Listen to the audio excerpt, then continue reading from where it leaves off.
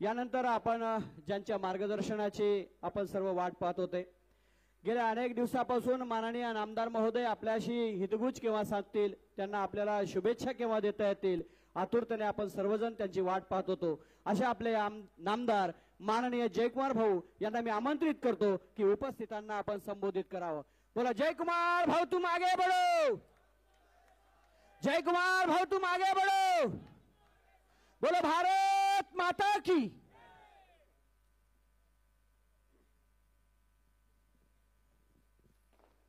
खरं तर हा क्षण कधी येणार आणि मी माझ्या गावाला कधी जाणार, जसं तुम्ही माझे वाट पाहत होते मी वाट पाहत होतो की तो प्रसंग कधी येणार. आजच्या या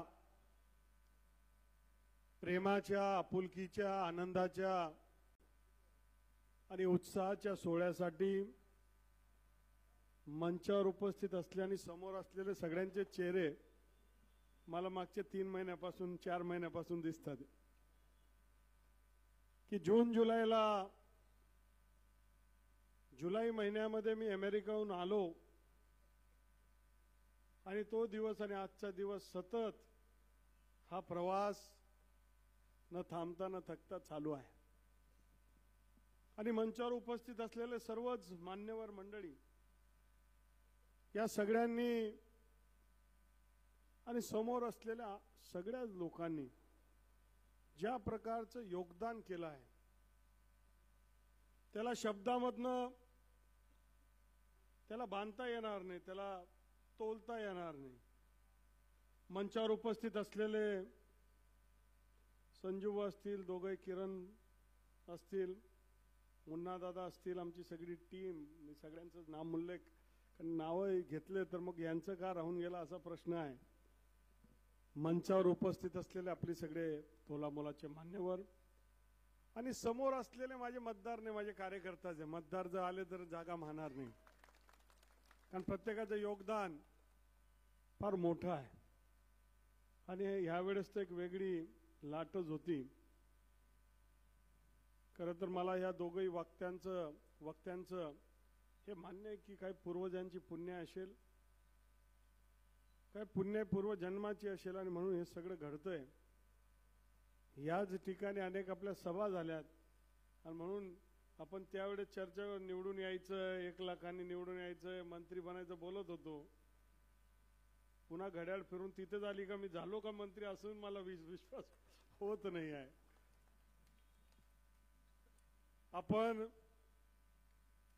जुलैच्या महिन्यामध्ये प्रचाराला सुरुवात केली.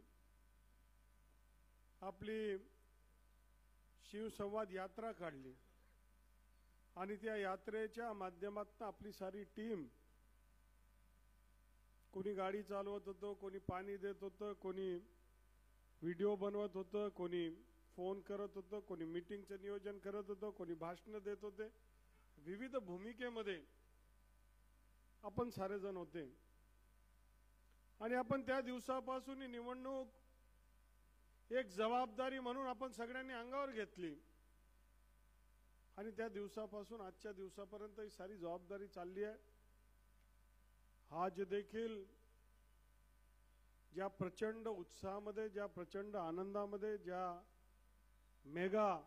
मेगा इव्हेंट म्हणता येईल असा कार्यक्रम आपण सगळ्यांनी घडून आणला.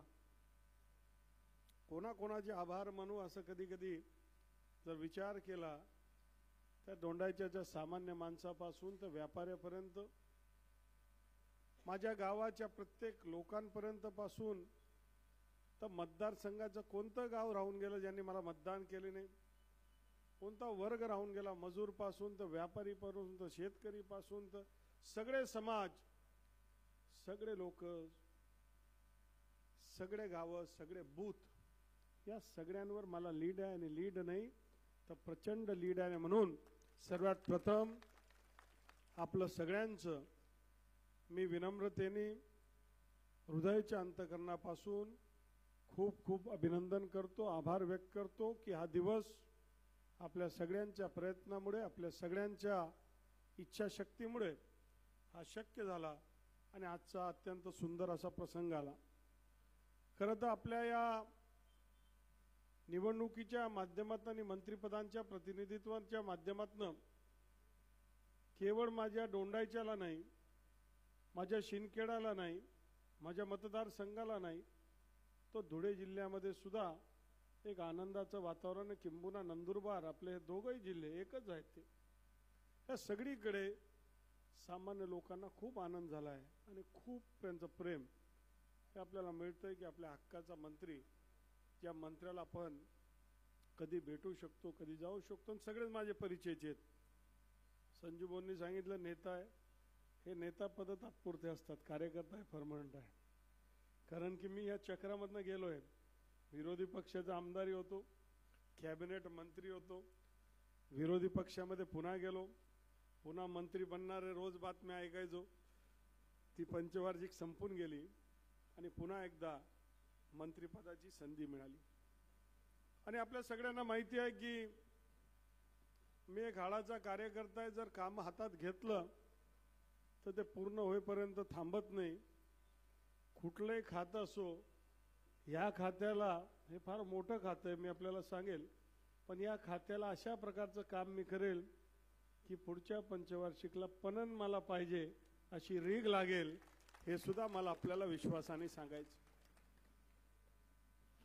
खरं तर महाराष्ट्रामध्ये 7-8 महिन्यापूर्वी लोकसभेच्या निवडणुका झाल्या पूर्ण देशामध्ये, आणि महाराष्ट्रामध्ये पाहिजे तसा निकाल आपल्या हाती आला नाही. कारण अनेक प्रकारचे खोटे नरेटिव्ह हे तयार करण्यात आले. आदिवासी बांधवांना एक यंत्रणा उभी करून तुमचं आरक्षण चाललं जाईल, दलित बांधवांचं संविधान बदलून जाईल, ओबीसींचं आरक्षण चाललं जाईल, सगळे आपले योजना बंद पडतील, मुस्लिम बांधवांना देशाच्या बाहेर काढलं जाईल. एवढ्या खोट्या अफवा या लोकांनी बिनधास्तपणे पसरवल्या आणि दुर्दैवाने सामान्य माणसाला ते पटवून दिलं आणि आपण त्यांना खरी परिस्थिती सांगत राहिलो. काही बेजबाबदार उमेदवार सुद्धा होते भाजपचे, त्यांना कळलं नाही ते राम, तो गोहिल वगैरे कोण होता, तो भी म्हणे अच्छा है, इतना मिलना चाहिए वगैरे.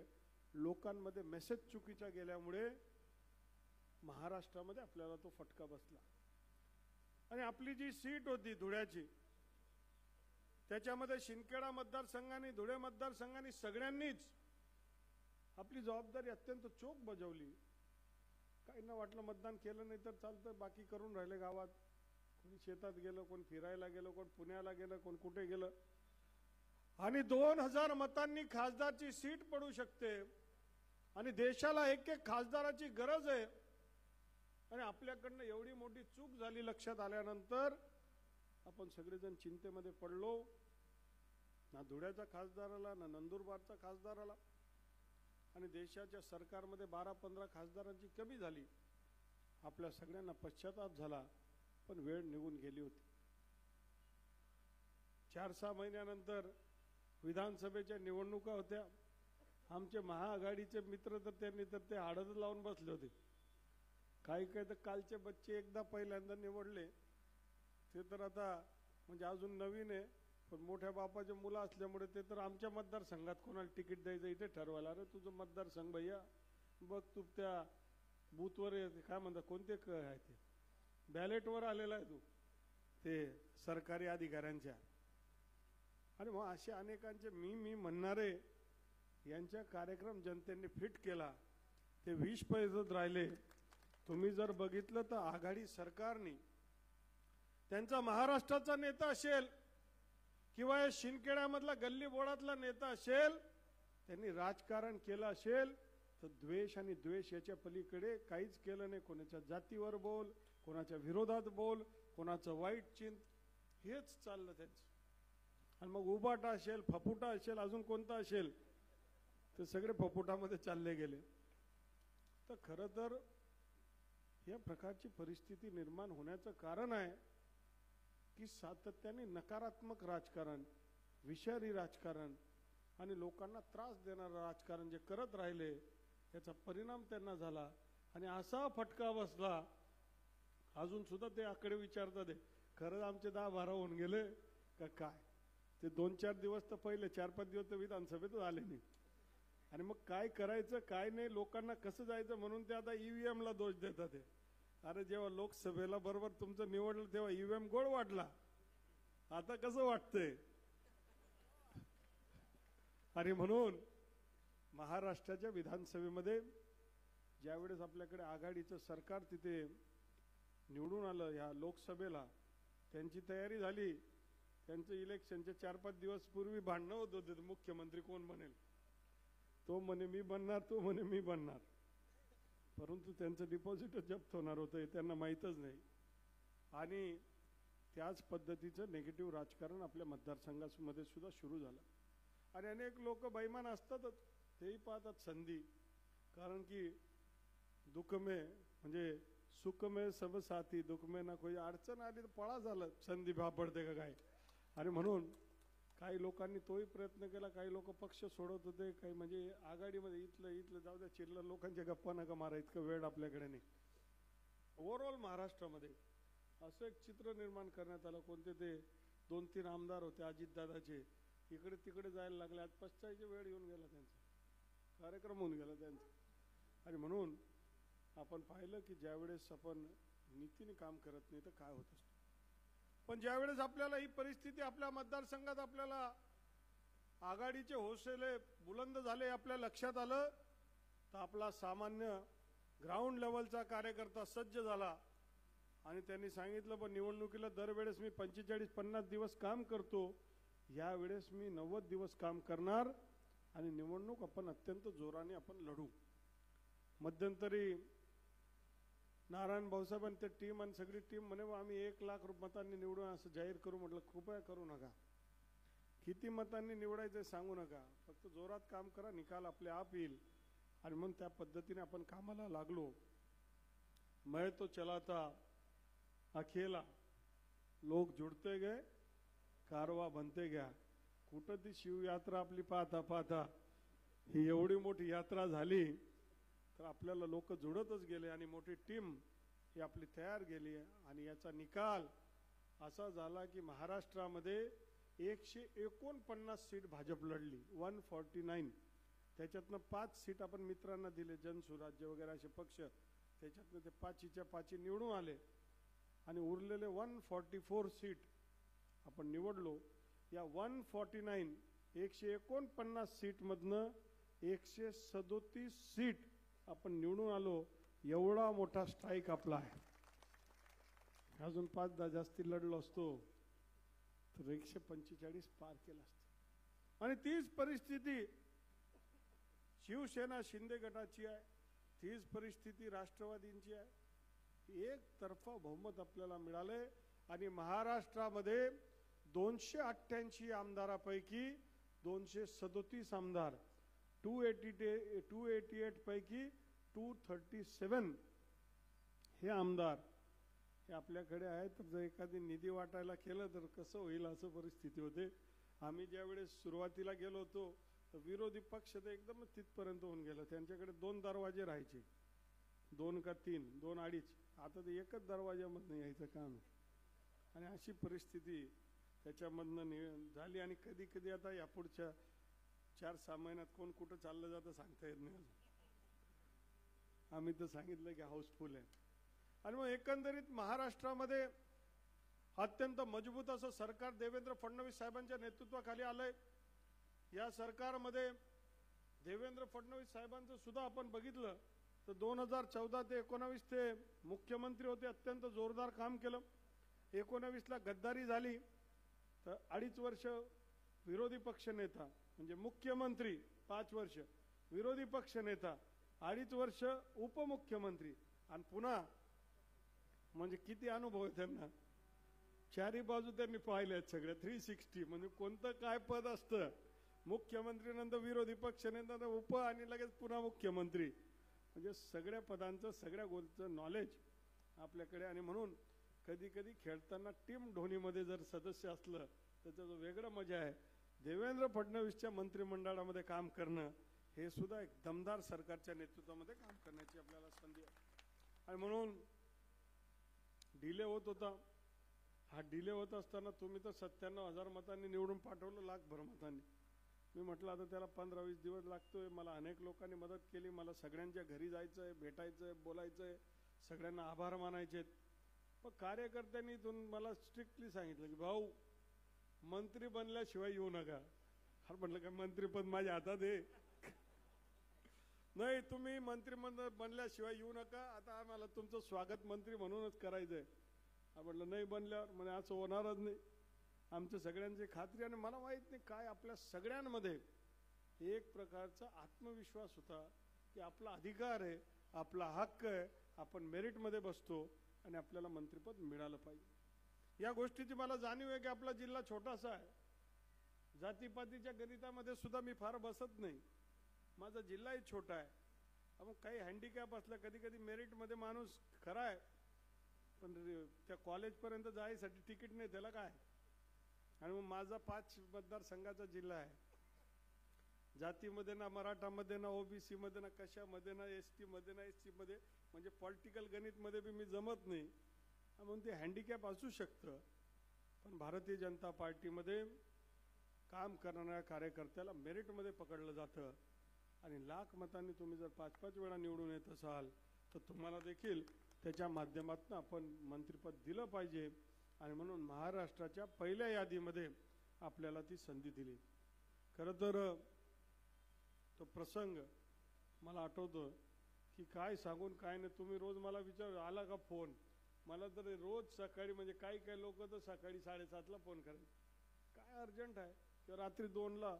तर मला एवढे फोन तर करत नाही आणि मला सवय बी नाही, मी एवढे घेत बी नाही. पण रात्री 2ला 1ला म्हटलं काय इमर्जन्सी आहे उचल. तो आला का आपल्याला फोन. अरे तू शांतता घे रे. फोन आला तर मी कळवेल तुम्हाला, तुम्ही जरा शांतता घ्या. आणि म्हणून त्या फोनची वाट पाहत होता. शेवटचा दिवस येऊन गेला की आता या 15 तारखेला 5 वाजेला शपथविधी आहे, पक्का आहे. पण फोन आपल्याला आला का नाही, आता कोण कोणाला सांगतं तुम्हाला आलाय का मला आलाय. आम्ही विमानतळावर उतरलो आणि मी आणि शिवेंद्र राजे दोघं होतो. आम्ही लहानपणापासून एकाच हॉस्टेलला बाजूच्या पलंगावर लहानपणापासून असायचो. ते म्हटले काय होणार, म्हणजे होईल जे योग्य होईल. आम्ही तिथे उतरलो आणि उतरल्यानंतर विमानतळाला 2च विमान आहे तिथे नागपूरला जायला. एक 6:30ला संध्याकाळी पोहोचतं आणि एक सकाळी 6:30ला. तर चहा पानचा कार्यक्रम होता, त्याला जाऊ कारण संध्याकाळी 6:30ला उशीर होईल. मग आपल्याला नेता म्हणून आम्हाला ते चहा पानला बोलवतात, आपण जायला पाहिजे. म्हणून त्या विमानाने गेलो, म्हणून बरं झालं. मला उतरल्यावर विमानतळावरनं 8 वाजेला 8:30 वाजेला फोन आला बावनकुळे साहेबांचा की आपल्याला मंत्रिमंडळाची शपथ घ्यायची, आपण पोहोचा नागपूरला. आणि म्हटलं बरं झालं तुम्ही आत्ता सांगितलं. तुम्ही अजून 1 तासानंतर, म्हणजे की मी तिकीट घेऊन आलेलो आहे, नाही तर मग ऐन वेळेस फजिती झाली असती. आणि ज्या कार्यकर्त्यांना संधी जमली ते तिथे राहिले. खरं तर माझी इच्छा होती थोडा ॲडव्हान्समध्ये कळवलं असतं तर तुम्हा सगळ्यांना घेऊन माझ्या शपथविधीला मला जायचं होतं. ज्या ज्या लोकांनी मला मदत केली ते सगळे त्या प्रसंगी पाहिजे होते. पण आता इलेक्ट्रॉनिक मीडिया एवढी जोरदार आहे की तुम्ही सगळ्यांनी घरी बसून तो क्षण, तो प्रसंग तो पाहिला असेल. मी जीवनामध्ये देवाला, आपल्या सगळ्या पूर्वजांना, सगळ्यांना, आपण सगळ्यांना आभार व्यक्त करतो की संधी कॅबिनेट मंत्रिपदाची मला मिळाली. आणि मागच्या काळामध्ये आपण सगळ्यांनी ती संधी दिली. त्या संधीच्या माध्यमातून मला 2 खाते मिळाले. बरेच आमच्या कार्यकर्त्यांच्या मनामध्ये काय खाते आहे, तर पहिलं खातं पणन आहे. पणनचा अर्थ आपल्या सगळ्या मार्केट कमिटी आहे. पण ते खातं असं आहे की शेतकरी शेतामध्ये जो माल पिकवतो, जे काय माल पिकवतो, पिकवण्यासाठी कृषी विभाग त्याला मदत करते. शेतकरी तो पिकवतो, पण पिकवल्यापासून तर विकण्यापर्यंत, म्हणजे मार्केटपर्यंत सारे जे काही काम करावं लागतात ते माझ्या खात्यामध्ये, अखत्यारीमध्ये येतात. त्याच्यामध्ये स्टोरिंग आहे, वेअरहाऊसिंग आहे, कोल्ड स्टोरेज आहे, त्याच्यामध्ये ग्रेडिंग आहे, सॉर्टिंग आहे, एक्सपोर्ट आहे, इम्पोर्ट एक्सपोर्टचा विषय येतो. त्याच्यामध्ये मार्केट इंटरव्हेन्शनचं येतं, मार्केट तयार करण्याचा विषय येतो. सोयाबीन खरेदी माझ्याकडे येतं, कॉटन खरेदी माझ्याकडे येतं, वेअरहाऊसिंग कॉर्पोरेशन माझ्याकडे येतं, पणन मंडळ माझ्याकडे येतं. जवळपास 305 मार्केट कमिट्या माझ्याकडे आहे. मुंबईची मार्केट कमिटी तर हजारो कोटी रुपयांचं त्याचं उलाढाल आहे. आणि मग अनेक त्याच्या माध्यमातून काम तिथे होतंय आणि काम करण्याची संधी आहे. मी पद घेतल्यानंतर ते आमचे कार्यकर्ते, मला तिथले आमचे अधिकारी हे चांगले असतात, सगळी माहिती देतात. 4-5 महामंडळ आहेत माझ्याकडे, माफेड आहे, कॉटन, CCI जे आहे ते सुद्धा केंद्राची आहे, पण CCIचं महाराष्ट्राचं वर्जन, CCI आमच्या माध्यमातून ती काम करत असते. आणि म्हणून त्यांनी ज्यावेळेस मला भेटले तर ते म्हटलं, साहेब ही मार्केट असते, असं असतं तसं असतं. म्हटलं मी नगरसेवकही होतो आणि मार्केटचा डायरेक्टरही राहिलो. आणि मागच्या यावेळेस आता कट्टी लागू देणार नाही हे पक्का आहे. कट्टीवाल्यांची पट्टी करून टाकू. आणि म्हणून या सगळे विषय त्या मतदारसंघात येतात. प्रोटोकॉलच्या माध्यमातून, प्रोटोकॉल इंग्रजी शब्द आहे, त्याच्यामध्ये प्रोटोकॉल कसा असला पाहिजे, पण त्याला शिष्टाचार जो आहे, या महाराष्ट्र सरकारचा फर्स्ट पॉइंट ऑफ कॉन्टॅक्ट जगामधले कोणीही आणि देशामधलं कोणी जर महाराष्ट्राची संपर्क करायचा आहे तर महाराष्ट्र म्हणजे कोण, महाराष्ट्र सरकार म्हणजे कोण, तर ते माझं खातं आहे. महाराष्ट्र सरकारच्या कॉन्टॅक्ट, फर्स्ट पॉइंट ऑफ कॉन्टॅक्टचं मंत्री मी आहे आणि माझ्याकडे खालखालचे अधिकारी. उद्याच्या काळात महाराष्ट्रामध्ये राष्ट्रपती कुठेही आले, पंतप्रधान आले, कोणी आले, युनियन मिनिस्टर आले, तर त्यांचा फर्स्ट पॉइंट ऑफ कॉन्टॅक्ट महाराष्ट्राशी आम्ही आहे. जगाचे कुठलेही राष्ट्रपती, पंतप्रधान कोणी आले तर फर्स्ट पॉइंट ऑफ कॉन्टॅक्ट त्यांचा आम्ही आहे. त्याच्यामध्ये केवळ त्यांचा स्वागत सत्कार नाही तर त्याच्या पुढचा अनेक गोष्टीच्या संदर्भातलं लायझनिंग आहे.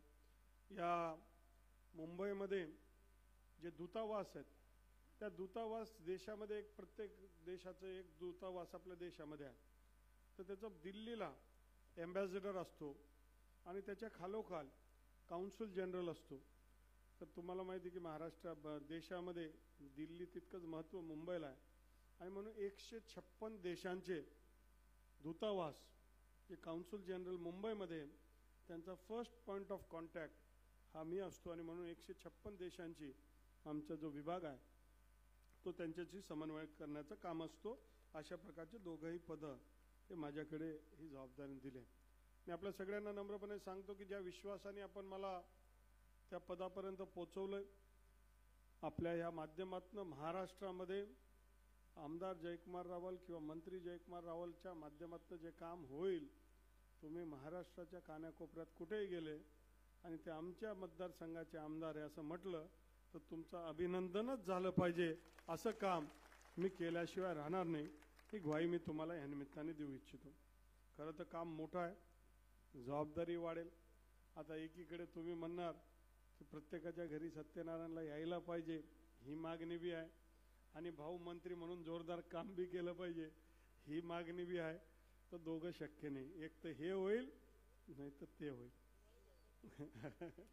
आणि म्हणून आपण सारेजण या इतर गोष्टीत आपण करू, पण अधिकचा वेळ महाराष्ट्राला द्यावा लागेल. आपली मिरवणूक चालू असताना सोयाबीन खरेदी चालू आहे, त्याच्यामध्ये पोते उपलब्ध नाही, बारदान, विशिष्ट टाईपचे बारदान उपलब्ध नाही. तर 2-3 आमदारांचा फोन आला होता, बारदान उपलब्ध नाही तर बारदानचं काही नियोजन करा. असे अनेक इमर्जन्सीचे विषय असतात, त्या विषय संदर्भातले आपल्याला काम करावं लागतात. आता 16 तारखेला वाढदिवस आहे. तुम्ही सगळ्यांनी सांगितलं बा आपल्याला जोरात मनवायचं आहे. कोणता तो गायक होता तुमचा, कैलाश खेर, तुम्ही सांगितलं होतं त्याला बोलवायचं. तर मी कैलाश खेर माझा जुना मित्र, त्याला म्हटलं अभी अपनी बात हुई थी कि मैं जब मंत्री बनूंगा तभी तुम आने का है. तो बिचारा कायम तैयार होता. तो बोले कि कब आने का है, मतलब 16 जनवरी को आपको ढूंढायचा में आने का है. तो बोले आ जाएंगे, पहुंच जाएंगे. आणि मग तो कार्यक्रम आहे, तुम्हाला सगळ्यांना आमंत्रणच आहे, सपरिवार या. कारण कैलाश खेर आहे, दमदार आहे, जोरदार आहे. आणि म्हणून तो त्याच्यामध्ये आपलं ते गाणं सगळं म्हणणार आहे. आता 16 तारखेला लोकांना, तुम्हाला सवय, काही लोक तर माझ्याकडे आमचे ते केक वगैरे वाले ते तर 15 तारखेलाच रात्री पोचतात. पण 15 तारखेला कदाचित देशाची एक प्रमुख व्यक्ती ही मुंबईला येणार असल्यामुळे मला 15 तारखेला बी तिथे थांबावं लागेल. ते सांगण्याचं तात्पर्य असं राहील काम, मग वाढदिवस बाद में पहिले काम. आणि मग जबाबदारी देखील वाढणार आहे. बांधवांनो, आपल्या सगळ्यांना या मतदारसंघासाठी माझ्या खूप जबाबदाऱ्या आहेत. त्या तिघं PDN योजना करण्याचा संकल्प आहे माझा. एक पहिली झाली आहे, नंतर अमरावतीची करायची, वाडीची करायची, फफातेची करायची आणि शुभ काम में देरी क्यों आता सुरू करावं लागेल. नगरपालिकेमध्ये आपल्याला अंडरग्राऊंड गटर करायचे आहेत, पूर्ण डोंडायचं पाणी अंडरग्राऊंड करायचं आहे. शिंदखेडा संदर्भात ते काम करायचं आहे. मोठमोठे हॉस्पिटल आणायचे आहेत, सूतगिरणी आपल्याला तयार करायची आहे, डोंडाईच्याला टेक्स्टाईल पार्क आणायचा आहे. त्याचबरोबर विद्यापीठ आपल्याला स्थापन करून थेट मेडिकल कॉलेज सुद्धा आपल्याला इथपर्यंत आणायची आहे. आणि त्या कामाला आम्ही सगळेजण लागलो आहेत. त्या कामाला आम्ही सुरुवात केली आहे. आपल्या सगळ्यांची जबाबदारी आहे की आपण सगळ्यांना या क्षेत्रामध्ये जे जे काही करता येत असेल, जे जे काही योगदान करता येत असेल, अगोदरच जाहीर झाल्यावर फटाके फोडायची सुरू करून दिली आणि मग आपण सगळ्यांनी त्याच्यामध्ये योगदान करणं गरजेचं आहे. मी आग्रह करेल की त्या संदर्भातले ज्या ज्या लोकांना नॉलेज आहे, माहिती आहे, जानकारी आहे, त्या लोकांनी ह्या जबाबदारी घ्यायची. कारण मंत्रिपद आणि हे सगळं फार मोठं काम आहे. मग आपल्याकडचे काही कार्यकर्त्यांना ते काम सुद्धा पुढच्या काळामध्ये सोपणार आहे. डोंडाईच्या शहरामध्ये अत्यंत सुंदर अशी मिरवणूक काढली. सगळीकडनं आम्ही पोचत सगळे महापुरुषांचं स्मारकांना अभिवादन करत आम्ही इथपर्यंत पोचलो. पण आज 3 जानेवारी आहे, सावित्री आईची जन्मजयंती आहे. आणि सावित्री आईंनी जर त्या काळामध्ये त्याग बलिदान केला नसता, महात्मा क्रांतीसूर्य ज्योतिबांनी जर त्याग बलिदान केला नसता, तर कदाचित या माता भगिनी इथपर्यंत पोहोचू शकल्या नसत्या, मंचावर बसू शकल्या नसत्या. आणि म्हणून आजच्या निमित्ताने, या पवित्र निमित्ताने एक संकल्प करूया की येणाऱ्या काळामध्ये नगरपालिकेची निवडणूक संपल्यानंतर एक भव्य आणि दिव्य क्रांतीसूर्य ज्योतिबा फुले आणि सावित्रीबाई फुलेंचं मोठं स्मारक या डोंडाईच्यामध्ये आपण निर्माण करणार. तसे आज आम्ही शिंदखेडाला त्याचं भूमिपूजन करतोच आहे. मग एक नाही तर अनेक जबाबदाऱ्या आहेत. परंतु आपल्या सगळ्या मंचावरच्या नेत्यांना मला सांगायचं, सगळ्यांनाच सांगायचं कि मैं जो बोलता वो करता और जो करता वो तो बोलता ही हूँ, पण जो भी मैंने बोला है, जे पण शब्द तुम्हाला दिला आहे ती करण्याचा वेळ आपल्याला सुरू झाला आहे. आणि लवकर लवकर या सगळ्या गोष्टी करायच्या. हा सारा सोपस्कार म्हणजे मंत्रिपद मिळणं, मग खाते मिळणं, मग कोणती ऑफिस मिळेल, मग कोणता बंगला मिळेल, मग कोणता PS राहील, मग ही सगळी प्रक्रिया मोठी असते, ती होत राहील. आपण सगळ्यांनी आता त्या प्रक्रियेला सुरू केलं. एकदा मतदारसंघातले उद्या जिल्हा प्रशासनाला भेट, सगळीकडचे एकदा चक्कर झाले की आपल्याला मग 2-3 दिवस इथे, 2-3 दिवस तिथे, आठवड्यातनं 3 दिवस इकडे, 3 दिवस तिकडे, असं करून हा सर्व प्रवास आपल्याला करावा लागेल. आणि दोघीकडचे कामं आपल्याला वेगाने करावं लागतील. त्या काम करत असताना आपल्या सगळ्यांचं योगदान, मला पाठिंबा आपल्याला मिळेल. संयम थोडं ठेवावं लागेल. जसं मी सांगितलं की जेवणाची व्यवस्था सगळी आहे, 10,000 लोकांची जेवणाची व्यवस्था आहे. पण ही पहिलीच पंगतमध्ये सगळे बसायचं म्हणणार म्हणजे महिलाच महिन्यामध्ये, भाऊ तुम्ही या रोड बोलले होते तर सगळं होणार. आपला सौदा काय, 4 वर्ष 11 महिने 15 दिवस. आता माझं काम माझ्याकडे सोडा, मी ते करतो. जे जे कामं आहेत त्या कामानिमित्ताने आपण लागूया.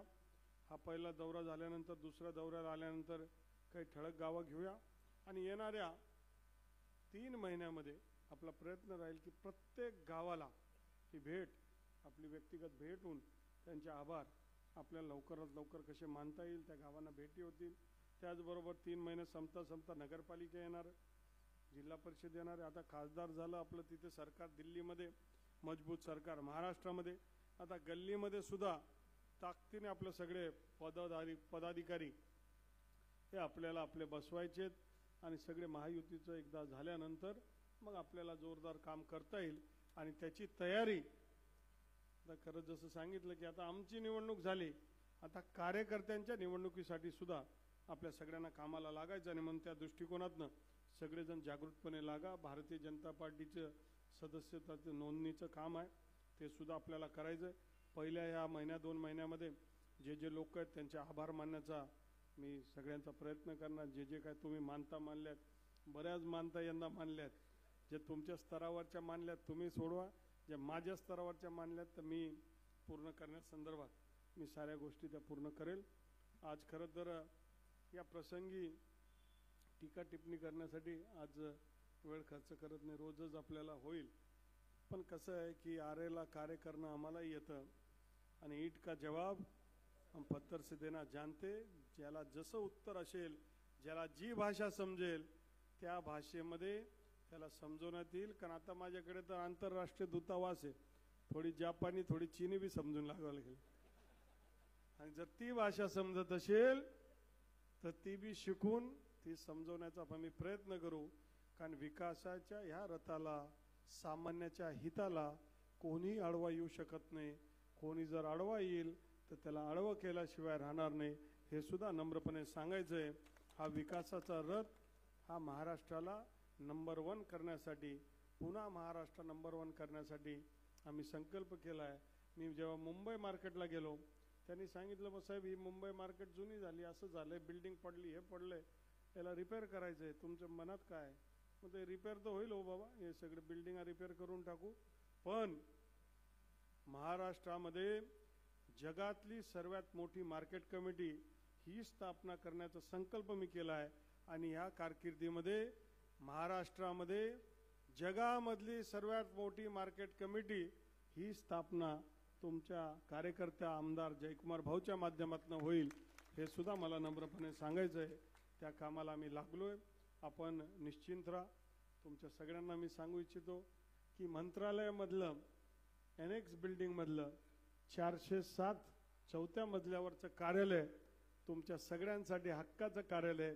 कधी या 24/7 24 तास आपल्यासाठी महाराष्ट्र सरकारचा एक मंत्री, तुमच्या हक्काचा मंत्री तुमच्यासाठी उपलब्ध आहे. तुम्ही मला कळवा. मी जरा शब्द जरा चुकले, माझे टटर करायला लागलो. मला एक लक्षात आलं, एक कार्यकर्त्याने मला 4-5 दिवसापूर्वी फोन केला, भाऊ म्हणजे काय झालं हो, तूच होता का 12-1 वाजेला? तो म्हणे भाऊ जागेत का? हर म्हणतो 12:30-1 काय आई नाही, सहज फोन करा होता, तेव्हाच मी फोन या सहजवाला आहे बाबा. 24/7 काम राहीना ते फोन कर, नुसतं जागे का आणि जेवण होईना का असं नको फोन कर. त्याच्यासाठी प्रशांत आणि टीम आहे, पण त्याला बी जास्ती भावचड करू नका तुम्ही, नाहीतर काय उत्साहामध्ये काम असेल, काही महत्वाचं असेल तर जरूर सांगा. पण आपण सारी व्यवस्था करू.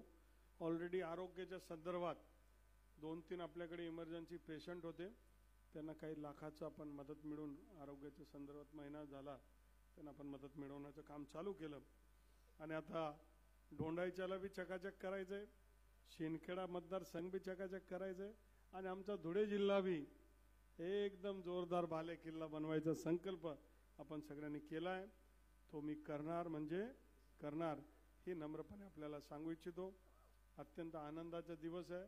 मी अशा प्रकारचं नियोजन केलंय की आपल्या मतदारसंघातील आपल्या प्रत्येकाच्या घरी छोटंसं एक मिठाईचं पॅकेट उद्यापासून सुरू करत एक 4-5 दिवस ते पोचणार आहे. पण सगळ्यांच्या घरी पोचवण्यात तुम्ही कार्यकर्ते, तुमच्या घरी नंतर ते तुम्ही पोचवा सगळ्यांकडे. प्रत्येकाकडे जायचंय, त्यांना एक मिठी मारायची आहे, त्यांना धन्यवाद करायचंय की चांगलं केलं, जोरदार केलं, तुम्ही आम्हाला साथ दिली. त्या 99% लोकांना पण देणं, 1% सोडून देऊ. 99% लोकांचे त्यांच्याकडे पोचून त्यांचा आभार मानून ते माझं छोटंसं मिठाईची भेट आपण त्यांच्याकडे तोंड गोड करा असं आपल्याला आग्रह करतो. उद्यापासून सुरू होईल. प्रयत्न करा की प्रत्येकाकडे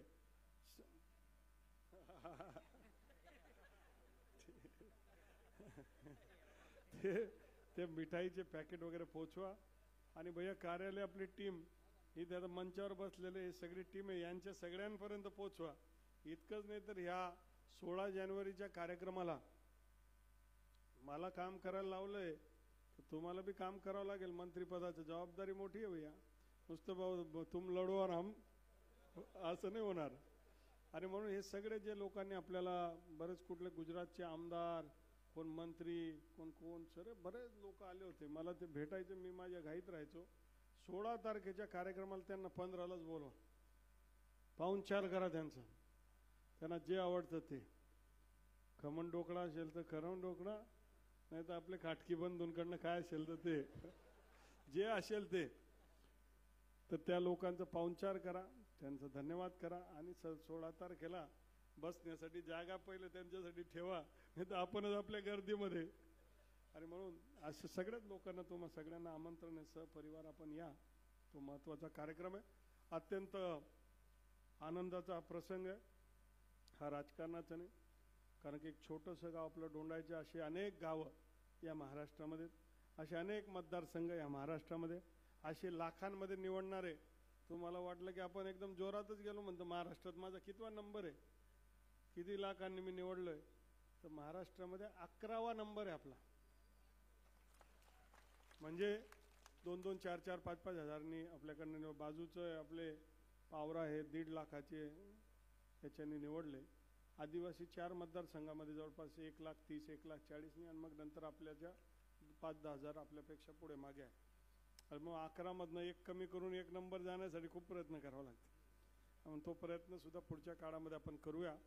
आपण सगळ्यांनी रक्ताचं पाणी केलं, कष्ट केले, इथून तर इथून सगळे महिला वगैरे सगळे, किती तुमची आपली टीम इतकी मोठी आहे, तुमचे सगळ्यांचे म्हणजे एकेकाचे कामं प्रत्येकाने खूप मोठं योगदान केलं. कारण निवडणूक काय सोपं नसतात, म्हणजे निवडणूकच केवढी मोठी प्रक्रिया असते. आणि 1 लाखचा लीड म्हणजे किती, त्याच्यासाठी सगळेच लोक एकत्रित आले, एकजूट झाले. तुमचं सगळ्यांचं खूप खूप आभार व्यक्त करतो, खूप अभिनंदन करतो. हे तो सुरुवात आहे, हे तो झाकी आहे, असली पिक्चर. कारण विकास करण्याची जबाबदारी आपल्या सगळ्यांची आहे. आपण सगळेजण कामाला लागूया. मंत्री म्हणून माझी जबाबदारी वाढली, मी देखील कामाला लागतो. डोंडाईच्याला येऊन असं वाटतं की बस एकदम आनंद झाला की वापिस मेरे गाव आ गया मैं. नाही तर मला वाटत होतं, काल परवा असंच घडलं की शनिवार रविवार आला, 28 तारखेला तुम्ही तयारी केली, ज्येष्ठ नेते मनमोहन सिंगजी वारले, आपल्याला ते कॅन्सल करावं लागेल.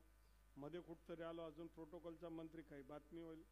तर 31/1ला असं आमचे सचिव साहेबांनी सांगितलं, वो अभी कॅबिनेट होने वाली है. अभी कॅबिनेट कब होने वाली म्हणते. सोमवारी झाली तर ठीक आहे, मंगळवारी झाली ठीक आहे, आणि बुधवार सांगितलं तर काय करणार. 3 तारीख बुधवार आहे. वाट पाहिली, मग रविवारी त्यांचा फोन आला की मंगळवारी कॅबिनेट आहे. बरं आहे बा, अजून काही येऊ नये, ट्रेनमध्ये बसेपर्यंत चिंता होती. आपल्या सगळ्यांची भेट होऊन आपल्या सगळ्यांना ऋण व्यक्त करणं, आभार व्यक्त करणं, आपल्याला भेटणं, खूप कधी कधी असं वाटतं की हे 30-40 दिवस नाही, म्हणजे मागच्या 23ला गेलो होतो, आता 3ला आलो, 40 दिवस झाले. असं वाटत होतं किती दिवस झाले. यांना म्हणतो काय जबरदस्ती यार, मंत्रीपद झाल्याशिवाय येऊ नका म्हटलं. अरे येऊन भेटून तर जातो, येईल तेव्हा येईल. आपण सगळ्यांचं प्रेम, आपल्या सगळ्यांच्या प्रार्थना, इतक्या लोकांच्या प्रार्थना होत्या, इतक्या लोकांच्या सदिच्छा, तरी म्हणून या इथपर्यंत पोहोचू शकलो.